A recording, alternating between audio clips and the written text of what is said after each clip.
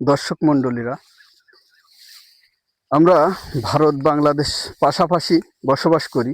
তো আমাদের ভিতরে কোনো দ্বন্দ্ব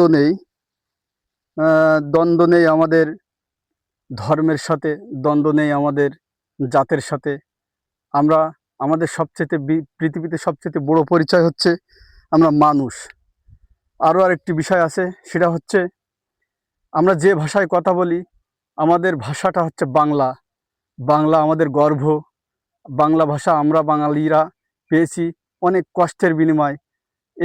অনেক বড় একটি ঘটনা, যা এখন বলার মতো সময় আমার কাছে নেই। তারপরেও আমরা একই সুতায় দুটো, যে অন্য একটি কবি বলছে যে একই বৃত্তে আমরা দুটি কুসুম। তো আমরা হয়তো দেশ আমাদের বিভক্ত, এপার বাংলা আর ওপার বাংলা, তবে আমরা কথা বলি একই ভাষায়, একই বাংলা ভাষায়। এ ভাষা আমাদের মায়ের ভাষা। এই ভাষার সাথে আমাদের আত্মার টান। তো সেই বাংলা ভাষাভাষী মানুষের কষ্টে যদি আমরা না কাঁদি, একজনের কষ্ট আর একজন যদি ভাগ না করে নেই, তো আমাদের পৃথিবীতে সবচেয়ে বড় পরিচয় হচ্ছে আমরা মানুষ। সেই রাহুল ব্যানার্জির চিরদিনই তুমি যে আমার ছবিটা আমি দেখছিলাম কলকাতা পূরবী সিনেমা হলে। তো ওর শেষ দৃশ্যে একটা কথা আছে, এ জামাই তোমার পরিচয় কি? তা রাহুল ব্যানার্জি বলছিল যে আমার পরিচয় হচ্ছে আমি মানুষ। তো সেই মন ছুঁয়ে যাওয়া একটি অভিনয়ের কথার কারণে আজ আমি রাহুল ব্যানার্জিকে নিয়ে ছোট্ট একটি কবিতা লিখছি। কবিতাটার নাম হচ্ছে রাহুল ব্যানার্জি।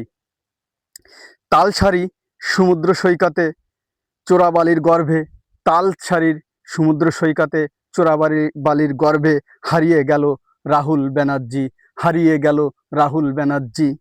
ভোলে বাবা পার করেগা, ভোলে বাবা পার করেগা ধারাবাহিকের শুটিং চলছিল।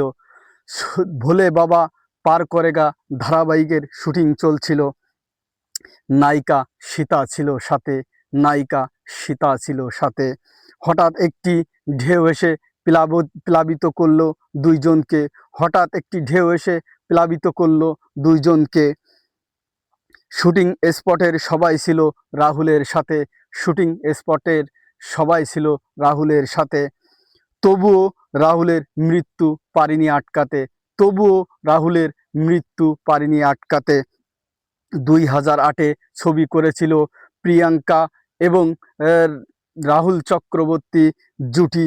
প্রিয়াঙ্কা এবং রাহুল চক্রবর্তী জুটি। চিরদিনই তুমি যে আমার, চিরদিনই তুমি যে আমার। রাজ চক্রবর্তী পরিচালনা দায়িত্বভার, রাজ চক্রবর্তী পরিচালনা দায়িত্বভার। অসাধারণ অভিনয় করত, অসাধারণ অভিনয় করত মৃধা তার, অসাধারণ অভিনয়ের মৃধা তার। অভিনয় করত হেসে কেঁদে, অভিনয় করত হেসে কেঁদে। দর্শকের হৃদয়ে জায়গা করে নিয়ে চলে গেল না ফেরার দেশে, দর্শকের হৃদয়ে জায়গা করে নিয়ে চলে গেল না ফেরার দেশে। ভোলা যায় না তোমার কথা, তবুও বলতে হবে, ভোলা যায় না তোমার কথা, তবুও বলতে হবে। শুধু দর্শক মণ্ডলী, রাহুল চক্রবর্তীকে আমি তার প্রণয়ে গভীরভাবে শোকাহত। আমি চাই যে রাহুল চক্রবর্তী উপরে সুখে থাকুক। ধন্যবাদ সবাইকে। আল্লাহ হাফেজ।